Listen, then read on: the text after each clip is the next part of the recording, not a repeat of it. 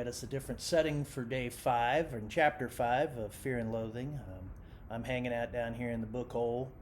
Don't have any vodka or whiskey today, but I do have some Bruce's lovely home-brewed Irish Red left over from the last session. We had to cancel for this fucking goddamn COVID scare.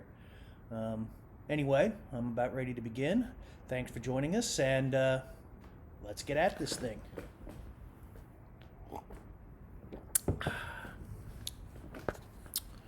Fear and Loathing in Las Vegas by Hunter S. Thompson, Chapter 5. Covering the story, a glimpse of the press in action, ugliness, and failure. Sounds like a good chapter. The racers were ready at dawn. Fine sunrise over the desert, very tense. But the race didn't start till 9, so we had to kill about 3 long hours in the casino next to the pits, and, well, that's where the trouble started. The bar opened at 7. There was also a coffee and donut canteen in the bunker, but those of us who had been up all night in places like the Circus were in no mood for coffee and donuts. We wanted strong drink. Our tempers were ugly, and there were at least 200 of us, so they opened the bar early. By 8:30, there were big crowds all around the crap tables. The place was full of noise and drunken shouting. A bonny, middle-aged hoodlum wearing a Harley-Davidson t-shirt boomed up to the bar and yelled, "God damn, what day is this? Saturday?" "More like Sunday," someone replied. "Ha! That's a bitch, ain't it?" The HD boomer shouted to nobody in particular. "Last night I was out home in Long Beach and somebody said they were running the Mint 400 today, so I says to my old lady, 'Man, I'm going.' He laughed. "So she gives me a lot of crap about it, you know, so I started slapping her around, and the next thing I knew, 2 guys I'd never even seen before got me out on the sidewalk, working me over. Jesus, they beat me stupid." He laughed again, talking into the crowd and not seeming to care who listened. "Hell yes," he continued. Then one of them says, "Where are you going?" And I says, "Las Vegas, to the Mint 400. So they gave me $10 and drove me down to the bus station. He paused at least. I think it was them. Well, anyway, here I am, and I tell you that was one hell of a long night, man. 7 hours on that goddamn bus, but when I woke up, it was dawn here. I was in downtown Vegas, and for a minute, I didn't know what the hell I was doing here. All I could think was, oh, Jesus, here we go again. Who's divorced me this time?" He accepted a cigarette from somebody in the crowd, still grinning as he lit up. "But I remembered, by God, I was here for the Mint 400. And man, that's all I needed to know. I tell you, it's wonderful to be here, man. I don't give a damn who wins or loses. It's just wonderful to be here with you people." Nobody argued with him. We all understood.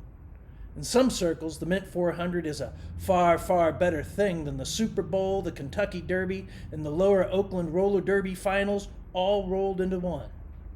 This race attracts a very special breed, and our man in the Harley t-shirt was clearly one of them.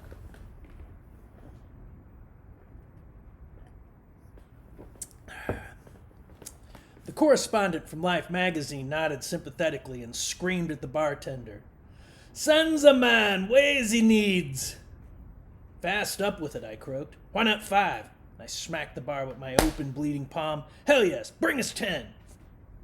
"I'll back it," the Life man screamed. He was losing his grip on the bar and sinking slowly to his knees, but still speaking with definite authority. "This is a magic moment in sport. It may never come again." Then his voice seemed to break. I once did the Triple Crown," he muttered, "but it was nothing like this." The frog-eyed woman clawed feverishly at his belt. "Stand up," she pleaded. "Please stand up. You'd be a very handsome man if you'd just stand up." He laughed distractedly. "Listen, madam," he snapped.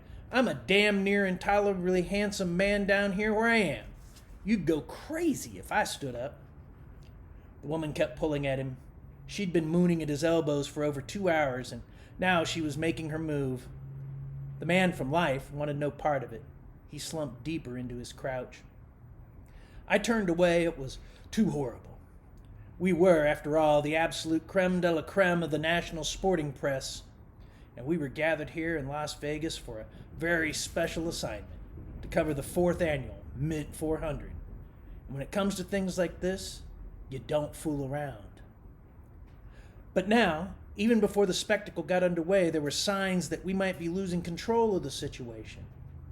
Here we were on this fine Nevada morning, this cool, bright dawn on the desert, hunkered down in some greasy bar in a concrete blockhouse and gambling casino called the Mint Gun Club, about 10 miles out of Vegas. And with the race about to start, we were dangerously disorganized. Outside, the lunatics were playing with their motorcycles, tapping headlights, topping off oil in the forks, last-minute bolt tightening, carburetor screws, manifold nuts, etc. And the first 10 bikes blasted off on the stroke of 9. It was extremely exciting, and we all went outside to watch. The flag went down, and these 10 poor buggers popped their clutches and zoomed into the first turn, all together. Then somebody grabbed the lead, a 405 Husqvarna, as I recall, and a cheer went up as the rider screwed it on and disappeared in a cloud of dust. "Well, that's that," said somebody. "They'll be back around in an hour or so. Let's go back to the bar." But not yet. No, there was something like 190 more bikes waiting to start. They went off 10 at a time every 2 minutes. At first it was possible to watch them out to a distance of some 200 yards from the starting line, but this visibility didn't last long. The third brace of 10 disappeared into the dust about 100 yards from where we stood, and by the time they'd sent off the first 100, with still another 100 to go, our visibility was down to something like 50 feet. We could see as far as the hay bales at the end of the pits. Beyond that point, the incredible dust cloud that would hang over this part of the desert for the next 2 days was already formed up solid. None of us realized at the time that this would be the last we'd see of the fabulous Mint 400. By noon, it was hard to see the pit area from our bar casino, 100 feet away in the blazing sun. The idea of trying to cover this race in any conventional press sense was absurd. It was like trying to keep track of a swimming meet in an Olympic-sized pool filled with talcum powder instead of water. The Ford Motor Company had come through, as promised, with a press Bronco and a driver, but after a few savage runs across the desert, looking for motorcycles and occasionally finding one, I abandoned this vehicle to the photographers and went back to the bar.